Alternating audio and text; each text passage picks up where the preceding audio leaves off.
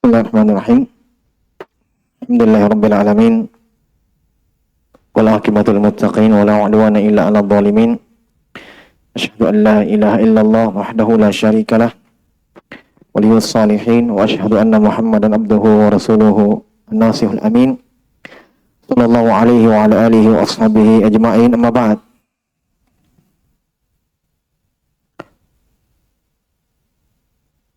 Kita dengarkan tadi di salat maghrib tentang ayat pengharaman khamar. Innamal khamru wal maisir wal ansabu wal azlam rijsum min amali syaitani fajtanibuhu. Sungguh khamar dan perjudian itu dari amalan syaitan, jauhilah. Dimaklumi khamar itu turun pengharumannya bertahap. Pada menyebutkan 4 tahap. Pertama, dalam surah An-Nahl, pembolehannya. Wa min thamaratin nakhili wal a'nabi tattakhiduna minhu sakara wa rizqan hasana. Ini pembolehannya. Dan dari buah kurma dan anggur, kalian ambil dari situ minuman dan kalian jadikan minuman yang memabukkan dan rezeki yang baik. Ini yang pembolehannya. Kemudian turun menyebutkan bahwa khamar itu ada keburukannya dan ada kebaikannya. Yas'aluna 'anil khamri wal maisir qul fihima ismun kabirun wa manafi'u linnas wa ismuhuma akbaru min naf'ihima. Mereka bertanya kepada Muhammad tentang khamar. Katakan kepada mereka bahwa khamar itu ada keburukannya dan ada manfaat untuk manusia. Tapi kata Allah, wa ismuhuma, keburukannya, kejelekannya itu lebih besar daripada baiknya. Perlu diingatkan sedikit. Setelah itu turun dalam surah An-Nisa, ya ayyuhalladzina amanu la taqrabus sholata wa antum sukara. Orang-orang beriman, jangan dekati salat, jangan lakukan salat kalau kalian dalam keadaan mabuk. Berarti sudah diharamkan, tapi untuk salat. Di luar itu masih boleh. Lihat ya bagaimana syariat itu indah di dalam memutuskan hukum, karena datang dari yang maha tahu. Nah, baru turun ya Al-Maidah. Ya ayyuhalladzina amanu innamal khamru wal maisir wal ansabu wal azlam rijsun min amali syaitan fajtanibu. Sungguh khamar, perjudian, ya, dan selainnya itu dari amalan syaitan, jauhilah. Dan seterusnya ada beberapa ayat yang turun setelahnya. Sampai pada ayat fal antum muntahun. Apakah kalian, kenapa kalian tidak meninggalkannya? Ya, dari situ dijelaskan oleh para ulama di dalam pembahasan tafsir, itu dari uslub dalam Al-Quran, bagaimana menurunkan hukum yang haram untuk manusia yang sebelumnya mereka biasa lakukan. Jadi Allah Subhanahu wa taala mengharamkan tidak sekaligus. Baik. Kita lanjutkan dalam membaca Fiqhul Asmaul Husna. Yang lalu kita sudah menyebutkan dari nama Allah Subhanahu wa taala Al-Ghani. Kita berpindah ke nama yang berikutnya. Syekh mengatakan di sini Al-Karimu dan Al-Akram. Al-Karim dan Al-Akram. Ini 2 nama untuk Allah Subhanahu wa taala disebutkan dalam Al-Qur'an. Al-Karim 3 tempat, Al-Akram 1 tempat. Kita lihat penjelasannya. Ammal Karim, maknanya secara dalam bahasa Indonesia Al-Karim itu maha baik. Ya. Nanti kita jelaskan, Syekh sebutkan uraian para ulama dari makna-makna kandungan Al-Karim. Tapi kalau kita diterjemahkan Maha Baik, Al-Karam. Ya. Ammal karimu, kata beliau, faqad warada fi thalathati mawadhi'. Ammal karim, faqad warada fi thalathati mawadhi'a, telah datang penyebutannya pada 3 tempat. Allah berfirman yang pertama, wa man syakara fa inna ma yashkuru nafsihi wa man kafara fa inna rabbi ghaniyyun karim. Ini ayat dalam surah An-Naml ayat 40. Kata Allah, siapa yang bersyukur fa innama yashkuru li nafsihi, maka hakikatnya, sejatinya dia bersyukur untuk dirinya. Ya. Maksudnya siapa yang berbuat baik dengan kesyukurannya, itu hakikatnya untuk dia sendiri. Wa illa Allah tidak butuh dengan kesyukuran kita, ibadah kita, kan begitu? Makanya kata Allah, kalau kalian bersyukur kepada Allah untuk kalian sendiri itu, bukan untuk Allah Subhanahu wa taala. Wa man kafara, maka siapa yang ingkar, tidak bersyukur, kufur nikmat, kata Allah, sungguh Rabbku Maha Kaya lagi Maha Baik. Ini kalau kita lihat ayatnya jamaah sekalian, konteksnya ucapan siapa ini? Ucapan Nabi Sulaiman. Ucapan Nabi Sulaiman alaihissalam, ini ucapannya. Ketika Nabi Sulaiman alaihissalam meminta untuk dipindahkannya singgasananya Bilqis. Ya kan? Panjang kisahnya. Ya. Ada dari anak buah Nabi Sulaiman, Ifrit mengatakan, saya mampu memindahkan itu sebelum kamu berdiri. Maka berkata juga dari seorang yang berilmu dari pasukan Nabi Sulaiman, saya mampu memindahkannya sebelum matamu berkedip. Maka pindah dengan sekejap. Nah, ini Nabi Sulaiman alaihissalam mengatakan, ini zalika min fadli rabbi liyabluwani ashkur am akfur. Itu semua yang saya dapatkan itu keutamaan dari Allah Subhanahu wa taala untuk menguji aku. Untuk mengujiku. Apakah saya bersyukur atau saya kafir, kufur nikmat. Nah, wa man syakara ini, fa man yashkuru fa inna ma yashkuru nafsi. Maka siapa yang bersyukur ke nikmat Allah Subhanahu wa taala, maka itu untuk dirinya. Untuk dirinya sendiri, kembali kepada dia. Allah tambahkan nikmatnya. Ya Allah Subhanahu wa taala berikan keberkahan dalam kehidupannya sebab dia bersyukur kepada Allah Subhanahu wa taala.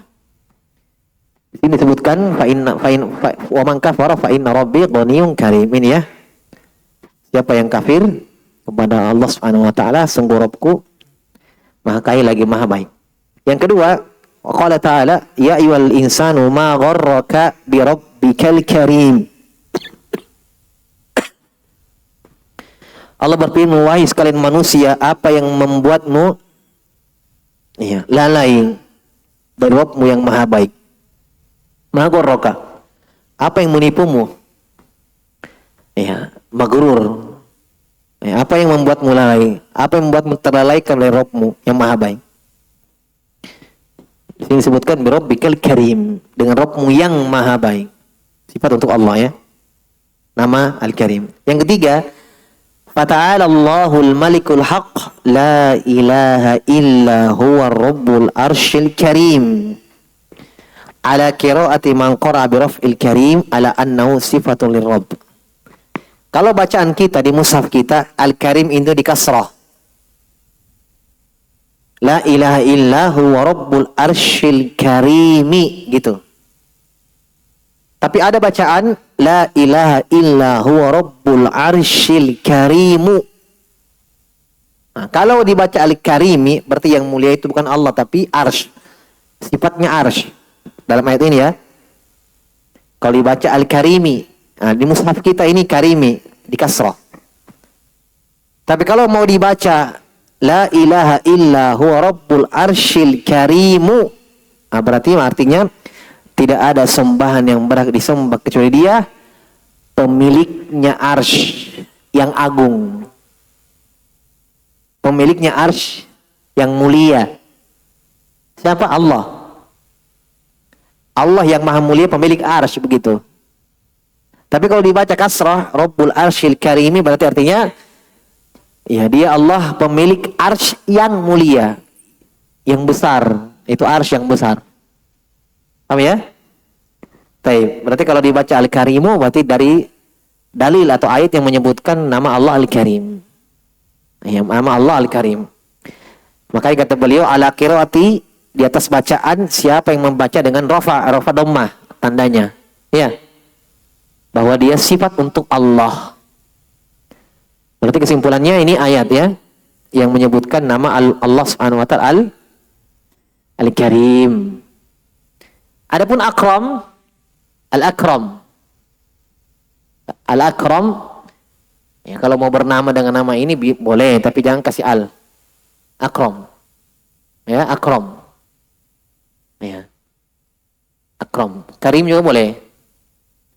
Tapi kata para ulama baiknya jangan dikasih al. Karim. Kalau mau kasih al, pakai Abdul di depannya. Abdul Karim. Paham? Kalau ada Abdulnya, namanya orang Karim, boleh. Karim, mulia, baik. Taib. Al-Akram faqad warada fi maudi'in wahidin. Datang penyebutannya satu tempat saja. Di mana? Iya. Di surah Al-Alaq ayat 3. Iqra wa rabbukal akram. Bacalah wahai Muhammad, dan Rabbmu yang maha mulia, yang maha baik. Wa rabbukal akram. Akram artinya yang paling baik. Kalau Al-Karim baik, maha baik. Al-Akram yang paling baik. Ya, berarti kesimpulannya berarti dua nama ini sabit syah untuk Allah Subhanahu wa taala kama yaliku bi jalalihi wa azamati sultani. Baik. Sekarang kita lihat, apakah Al-Karim ini Allah sifatkan hanya untuk dirinya? Ya, ternyata tidak ya. Dalam Al-Quran sendiri Allah sifatkan sesuatu dengan Al-Karim. Syekh sebutkan. Wal karimu, maknanya dulu ya. Wal karim huwa al-kathirul khairu al-azimun nafa'. Apa itu karim maknanya? Nah, dari sini mungkin disimpulkan oleh terjemahan kita baik.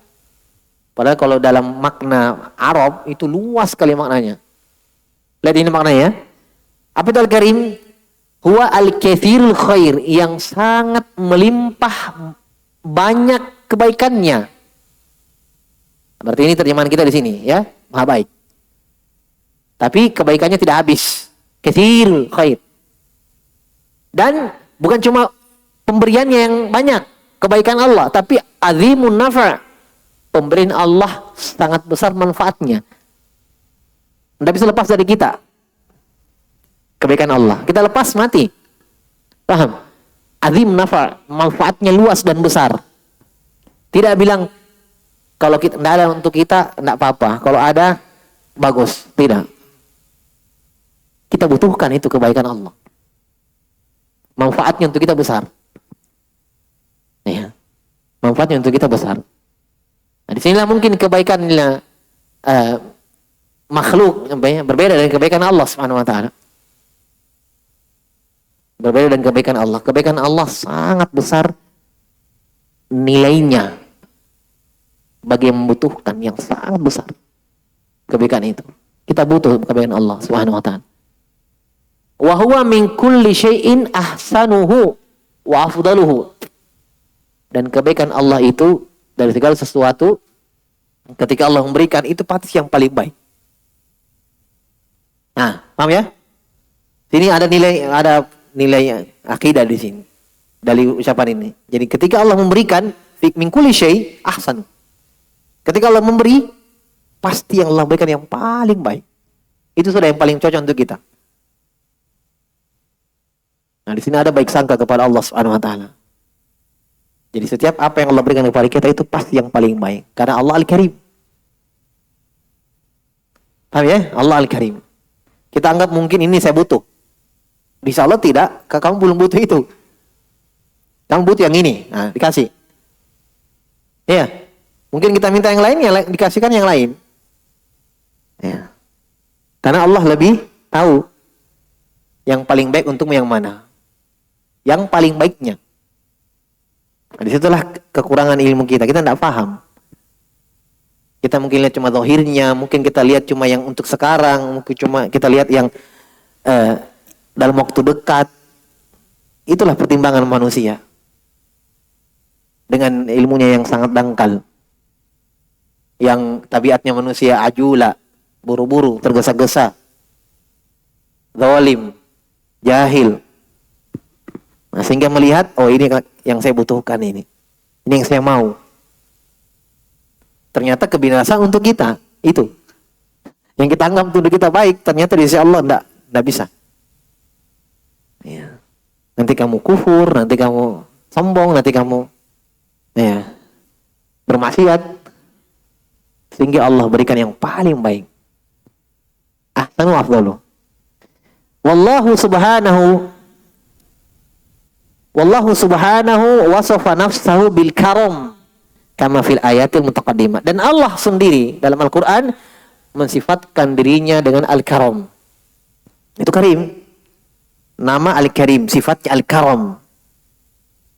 Paham ya? Jadi Allah Subhanahu wa taala bernama dengan al-karim. Maknanya Allah memiliki al-karam. Itu kebaikan yang tidak putus. Kebaikan yang besar manfaatnya tadi. Ya, al-karam. Sebagaimana yang disebutkan dalam ayat yang telah berlalu tadi. 3 ya. Taib. Wa wasafa kalamahu bil karam. Ini juga. Allah juga sifatkan kalamnya, firman-firmannya.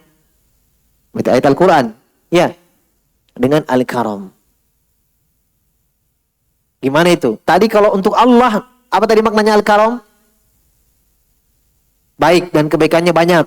Dan kebaikannya besar manfaatnya. Sekarang kalau Al-Quran yang bersifat dengan al-karam, gimana? Apa maknanya? Kita kembalikan kepada makna asal tadi.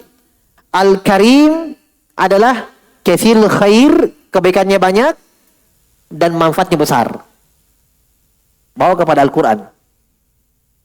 Bawa kepada Al-Quran. Al-Quran kebaikannya luar biasa. Lihat ayat Al-Quran. Kama fi qoulihi ta'ala, innahu laqur'anun karim.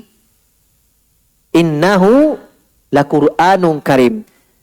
Mendapat alif lam ya. Innahu laqur'anun karim. Sungguh Al-Quran itu adalah Al-Quran yang mulia. Al-Quran yang mulia. Ya, jelas? Karim juga. Berarti kalau kita bawa makna asal tadi Al-Karim, Al-Karam, kebaikan yang melimpah, manfaat yang besar. Berarti Al-Quran apa? Katsirul khair. Al-Quran berarti banyak kebaikannya. Ghazirul ilm, melimpah ilmu di dalamnya. Ya. Fakullu khairin wa ilmin innama yustafadu minal Quran. Maka kaidahnya begini. Semua ilmu, semua kebaikan dan ilmu itu sungguh didapatkan hanya dalam Al-Quran. Disimpulkan satu kaidah. Karena Al-Quran Allah sifati dengan karim, berarti apa? Segala kebaikan dunia dan akhirat itu diambil dari Al-Quran. Orang akan selamat dan akan mendapatkan kebahagiaan di akhirat dengan Al-Quran. Kata Nabi SAW, Inna Allah yarfa'u bihadal kitab aqwaman wa yad'u bihi akharin. Kata Nabi SAW, Allah mengangkat, memuliakan satu kaum dengan Al-Quran dan menghinakan, merendahkan satu kaum dengan Al-Quran. Ini hadis didengarkan oleh Umar bin Khattab ketika beliau jadi khalifah. Beliau tunjuk Amr bin Abdul Haris menjadi gubernur. Dulu Umar bin Khattab sudah mendengarkan hadis itu tadi. Maka ketemulah Umar bin Khattab sebagai khalifah dengan Amr bin Abdul Haris. Umar bertanya, siapa yang kamu tunjuk menjadi pemimpin di lembah sana, di desa, di kampung? Kata Amr bin Abdul Haris, Ibnu Abza. Ibnu Abza. Kata Umar, siapa itu yang kau tunjuk? Ibnu Abza. Mungkin Umar khawatir jangan sampai tunjuk orang sembarangan. Kata Amr bin Al-Harith, sang gubernur mengatakan, huwa maulan min mawalina, dia bekas budak dari budak-budak kita. Maka Umar semakin heran. Kamu tunjuk orang menjadi pemimpin di sana, bekas budak. Kata Amr bin Al-Harith, innahu alimun bi kitabillah wa alimun bil faraid. Saya tunjuk dia karena dia adalah orang yang alim dengan Al-Quran dan alim tentang ilmu warisan. Maka Umar pun membenarkan perbuatan sahabat ini. Kata Umar, saya dengarkan Nabi SAW bersabda tadi, bahwa Allah meninggikan, memuliakan satu kaum dengan Al-Quran dan menghinakan satu kaum dengan Al-Quran. Itu kebaikannya Al-Quran. Ibnu Qayyim sebutkan dalam Al-Fawaid makna firman Allah Subhanahu wa taala tentang ucapan Rasul, wa qala Rasul ya Rabbi inna qaumi takhudhu hadzal Qur'ana mahjura. Seorang Rasul itu berkata, ya Allah, sungguh kaumku menjadikan Al-Quran ini sesuatu yang dihijroi, sesuatu yang tinggalkan. Hijrah itu artinya tark, meninggalkan. Jadi Allah menyebutkan Nabi itu berdoa kepada Allah, Robnya, kaumnya menjadikan Al-Quran itu sesuatu yang ditinggalkan. Maka Ibnu Qayyim menyebutkan dalam Al-Fawaid ada beberapa makna ditinggalkan. Yang pertama, ditinggalkan untuk mengambil petunjuk di dalamnya. Yang kedua, ditinggalkan menjadikannya sebagai obat. Karena Al-Quran itu obat. Yang ketiga, ditinggalkan dalam membacanya. Dia tidak pernah baca Al-Quran. Dia tidak pernah membaca Al-Quran. Yang keempat, meninggalkan Al-Quran yaitu meninggalkan sebagai mengambil petunjuk darinya, berpedoman dengannya. Itu dari makna-makna Al-Hajar Al-Quran, menghijrai Al-Quran, meninggalkan Al-Quran. Jadi Al-Quran Allah sifatkan dengan Al-Karim. Ya, berarti katsirul khair. Apalagi? Wa wasafa arsyahu. Wa wasafa arsyahu bidzalik. Allah juga sifatkan arsy-Nya dengan karim. Allah Subhanahu wa taala berfirman, "Fata'ala Allahul Malikul Haq, la ilaha illa huwa rabbul arsyil karim." Ini kalau bagi membaca Al-Karim di mushaf kita itu kasrah, karim berarti sifat untuk arsy, ya. Arsy yang mulia. Berarti kalau kita maknakan di sini Al-Qur'an arsy yang mulia berarti apa? Ala qiraati man qara'a bil kasr ala annahu sifatun lil arsy ay husnul manzari bahiyyu syakli. Ya, berarti arsy itu mulia, agung, mulia. Berarti maknanya apa? Husnul manzar, indah dilihat, dipandang. Dan bahiyyu syakli, bentuknya juga baik. Iya. Enak dipandang bentuknya. Syakl. Ya, bentuknya. Kita semua punya syakl. Bentuk wajah, bentuk tubuh. Itu syakl ya. Taib. Karena Allah sifatkan arsy dengan, berarti ini bukan singgasana biasa. Iya. Dari mana tempat raja-raja di dunia. Iya. Dia di atasnya, dia duduk, dia dia istirahat di situ. Sebagaimana karena arsy itu dalam bahasa apa? Sarirul mulk. Arsy secara bahasa sarirul mulk. Ranjang, bisa dikatakan ranjang, bisa dikatakan singgasana, itu bahasa kita. Jelas kalau bahasa Arab, arsy itu sarirul mulk. Apaan? Sarirul malik. Sarirul malik. Ranjang atau tempat tidurnya raja. Itu arsy secara bahasa. Nah, Allah punya arsy. Tentu tidak sama dengan arsy yang kita lihat di dunia. Intinya Allah Subhanahu wa taala dalam Al-Qur'an menyebutkan ya, istawa 'alal arsy. Allah Subhanahu wa taala tinggi, menetap di atas arsy-Nya. Nah, Allah sifatkan arsy-Nya itu mulia. Makhluk yang paling besar. Ya, makhluk yang paling besar. Ketika Nabi sebutkan bahwa langit dan bumi dibanding dengan kursi Allah Subhanahu wa taala itu seperti kahalqatin mulqatun fi ardil falah. mulqatun fi ardi al-falah. Langit dan bumi itu seperti gelang yang dilempar ke padang pasir. Sementara kursi itu, kata Ibn Abbas, maudi'ul qadamain, tempat kedua kaki Allah.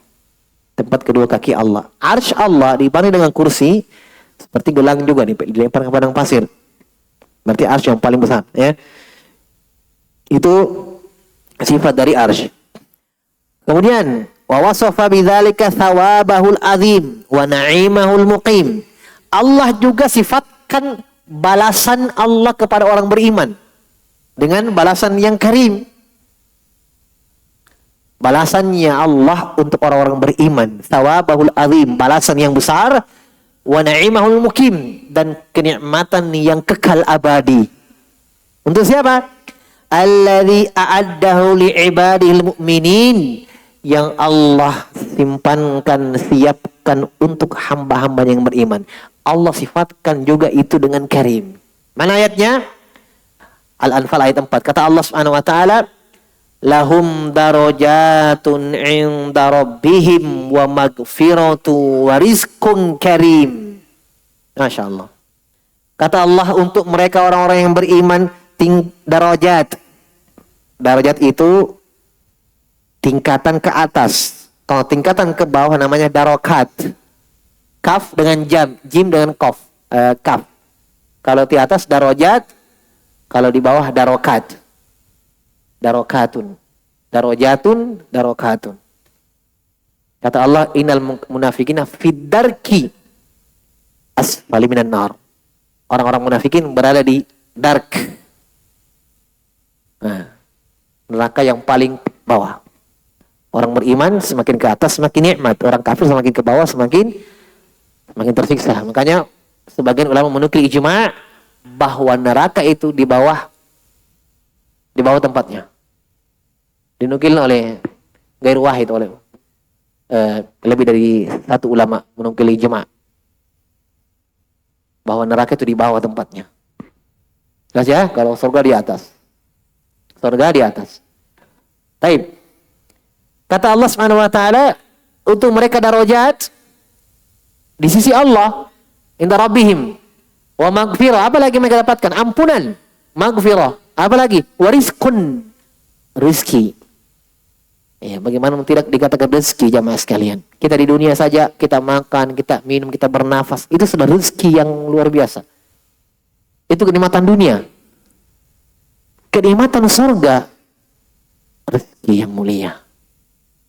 Bukan cuma rezeki saja, tapi rizqun karim. Makanannya, minumannya, susunya, madunya, ya, bidadarinya, luar biasa kenikmatannya. Itu rizqun karim. Paham ya? Rezeki yang mulia. Ya, berarti kalau kita terjemahkan karim di sini dengan makna yang Syekh sebutkan tadi, berarti rezeki yang melimpah, rezeki yang banyak manfaatnya. Ya kan? Di dalam surga tapi. Taib. Ayat yang lain yang menyebutkan pemberian Allah itu rezeki yang mulia. Atau sesuatu yang mulia. Karim. Kata Allah dalam surah Nisa ayat 31. In tajtanibu kaba'ira. Jika ini syaratnya dulu ya. Jadi Allah sebutkan syaratnya dulu baru hasilnya. Masyrutnya. In tajtanibu kaba'ira ma tunhauna anhu, jika kalian jauhi dosa-dosa besar, apa-apa yang dilarang bagi kalian. Apa hasilnya? Syaratnya ada, hasilnya ada. Apa hasilnya? Masyrutnya. Nukaffir ankum sayyiatikum, kami hapuskan untuk kalian dosa-dosa kecil. Masya Allah. Jadi selama tidak kita minum khamr, berzina, mencuri, durhaka sama orang tua, tinggalkan semua ini lillah, dosa kecil terhapus. Nukaffir ankum sayyiatikum, kami hapuskan dosa-dosa kecil dengan tinggalkan dosa besar lillah. Udah? Wa nudkhilkum mudkhalan karima, dan kami masukkan kalian ke dalam sesuatu tempat masuk. Jadi mudkhal itu sesuatu yang dimasuki.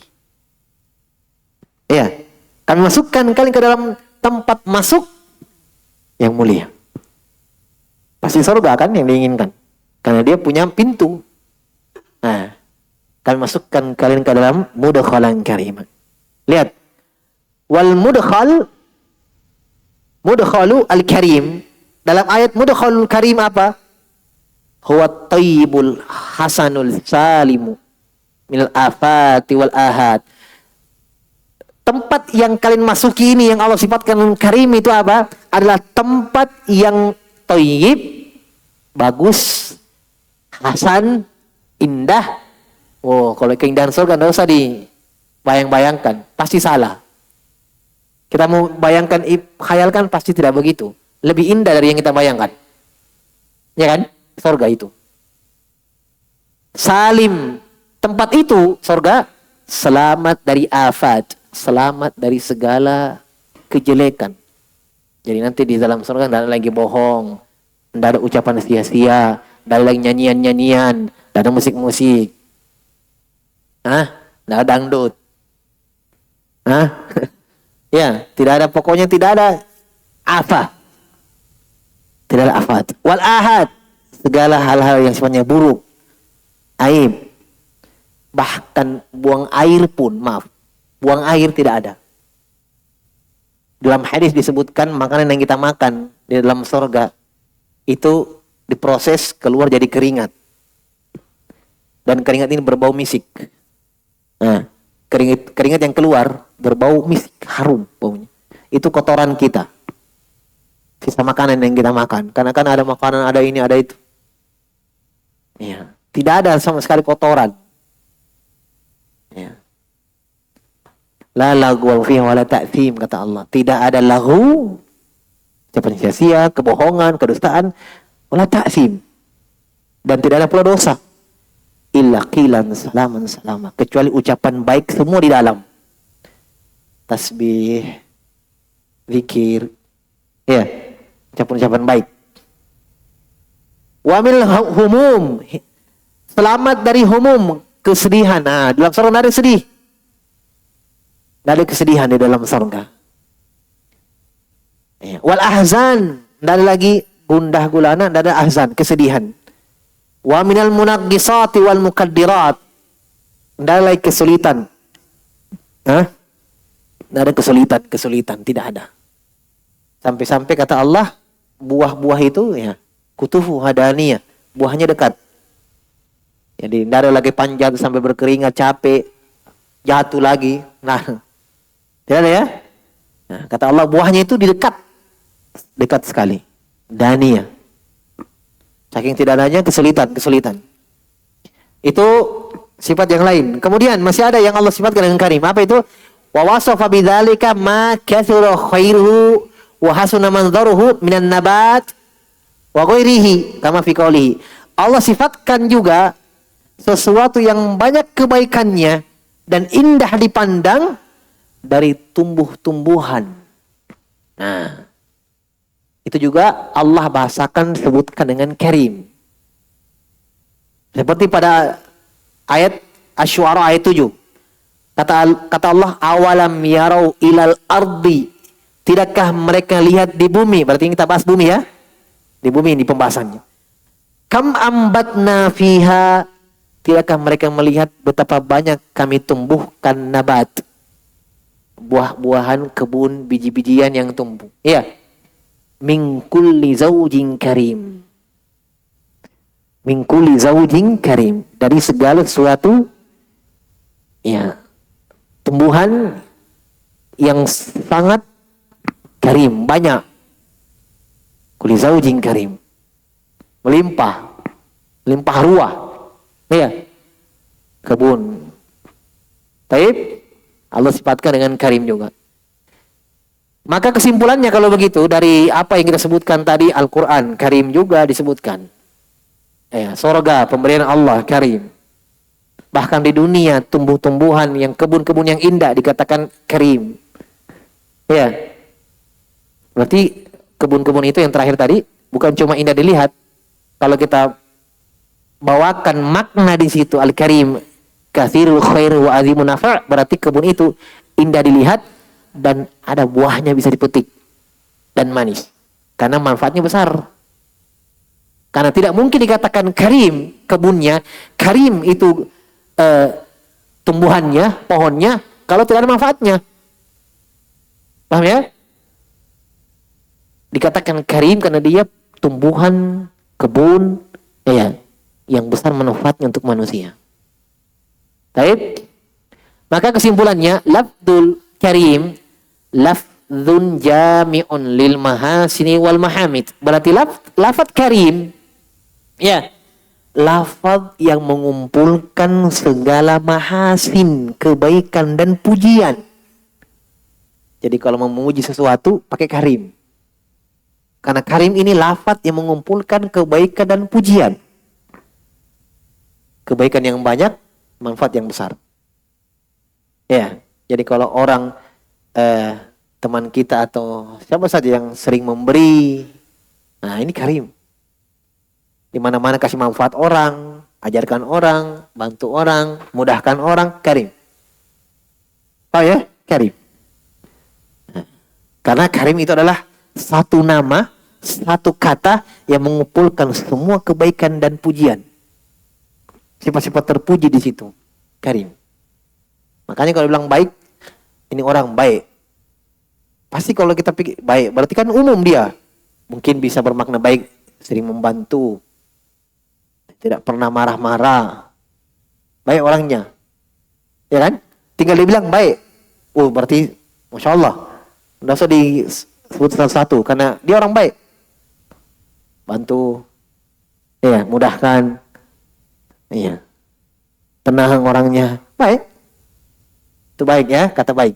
Baik. La yuradu bihi mujarradul i'ta. Lihat. Tidak semata-mata diinginkan maknanya pemberian. Ya, kalau kita pakaikan di orang ya, karim. Kalau kita bilang ini orang baik, tidak mesti maknanya baik sama orang. Fakot. Mungkin dia attitude-nya yang baik. Untuk dia sendiri, pembawaannya tidak kejili-jili misalnya. Iya kan? Tidak suka marah. Kalau diganggu tidak balas. Sabar orangnya, tenang. Bukan semata-mata baik yang terpikir, oh sering kasih orang. Paham? Sering kasih orang. Mungkin orang yang miskin mungkin.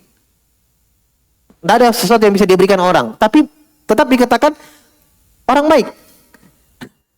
Ya, makanya saya katakan bahwa lafzul karim, baik ini tidak semata-mata yang diinginkan sebatas i'ta, pemberian. Ya, apalagi kalau kita bawakan kepada nama Allah Subhanahu wa taala, Asmaul Husna. Bal i'ta min tamami ma'nahu.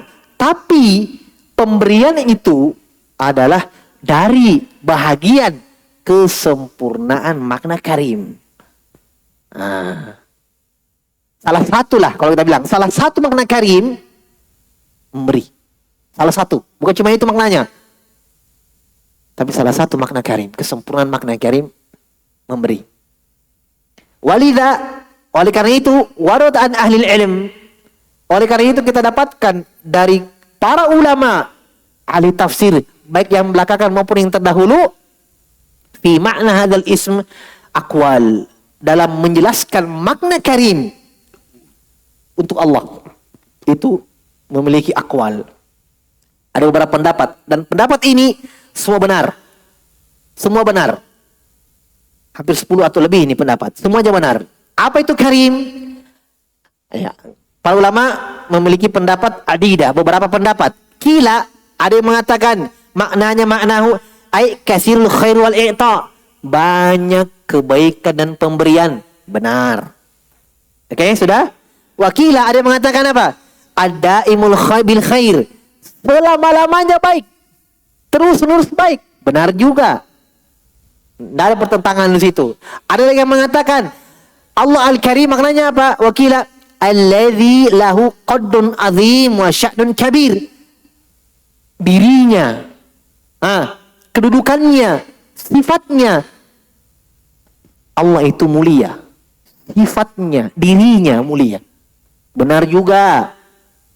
Sudah? Benar juga ini. Wakil ada yang mengatakan Al-Karim itu adalah Al-Munazzahu al-Naqais wal afat. Allah disucikan dari kekurangan dan keburukan, aib. Benar juga. Karena Allah mulia, karim, dirinya. Paham? Wakila ada yang mengatakan maknahu al-mukrimu al-mun'imul mutafaddil. Ini dia. Ada yang mengatakan karim itu maknanya al-mukrim, yang memberi kebaikan dan memberikan nikmat, al-mutafaddil, yang memberikan fadilah. Berarti ini maknanya mutaaddi ini. Allah karim, Allah yang memberikan ilmu, memberikan sifat baik pada manusia. Kenapa ada orang baik, ada orang sabar, ada orang sering menyumbang, sering bersedekah. Kenapa? Allah yang memberikan kebaikan itu. Karena Allah al-mukrim. Paham ya? Yang memuliakan dengan kemuliaan-kemuliaan. Mun'im, memberikan nikmat. Itu. Memberikan kenikmatan kepada hamba. Paham? Kalau tadi karim pada dirinya, Allah memiliki sifat yang mulia. Kemuliaan. Al-mukrim, memberikan. Ada yang mengatakan karim, alladhi yu'ti la li'iwadin. Allah al-karim artinya yang memberi tanpa balasan, tanpa imbalan, tanpa ganti. Betul juga. Allah memberi awalan wa akhiran, dari awal hingga akhir. Semua Allah yang kasih. Semua Allah yang kasih. Allah al-karim. Dan tanpa imbalan. Subhanallah. Tanpa apa yang Allah minta dari kita. Tidak ada. Ibadah untuk kita juga. Tadi sudah ayatnya. Yang bersyukur untuk dia sendiri. Taib. Ada yang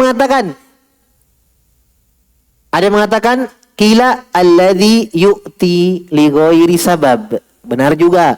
Al-Karim artinya Allah memberi tanpa sebab. Betul?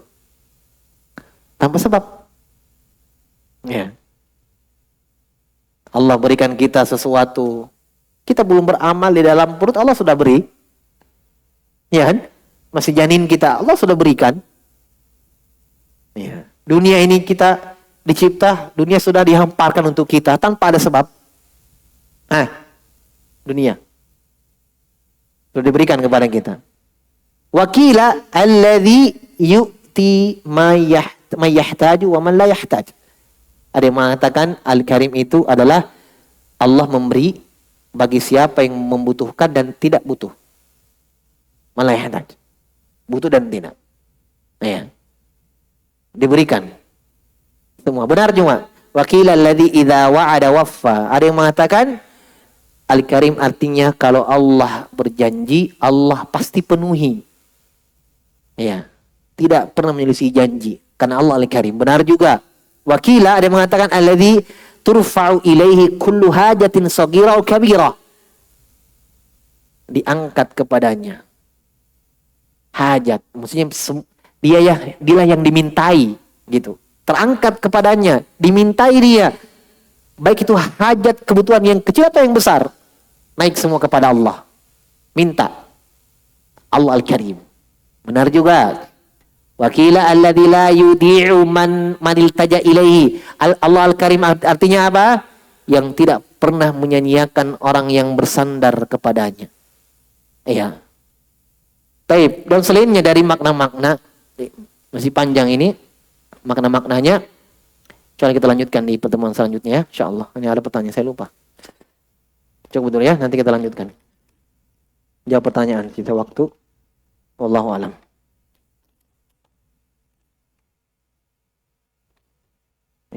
Mantap.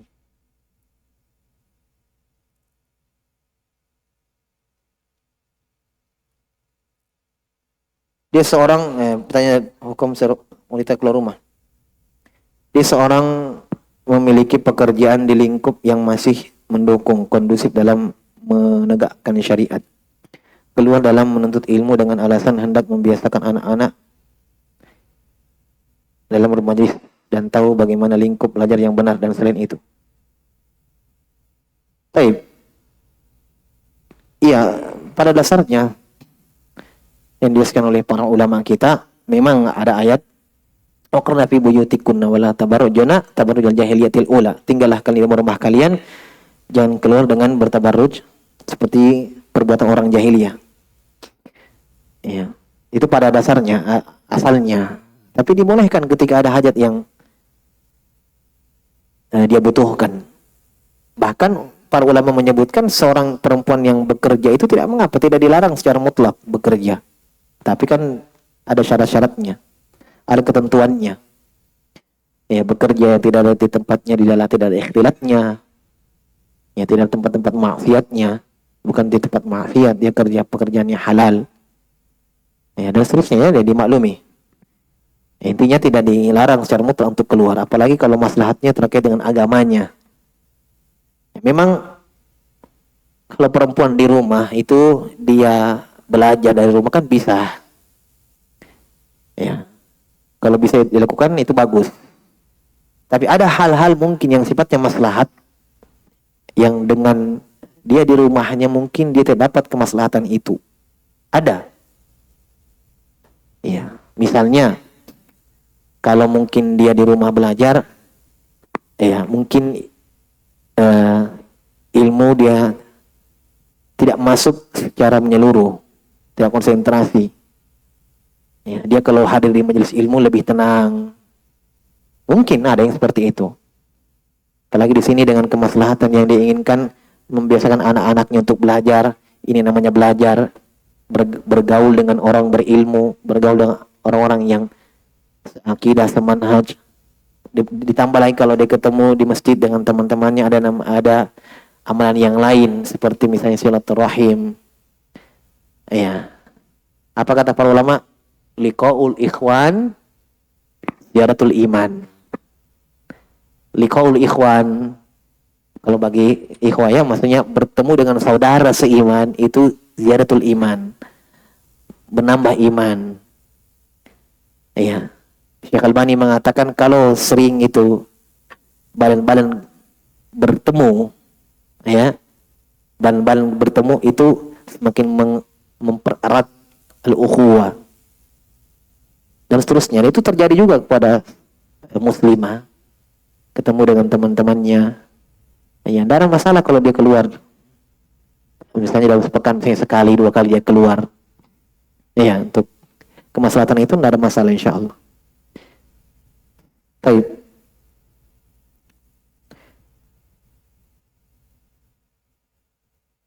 Apakah penetapan sifat tsubutiyah berarti kita juga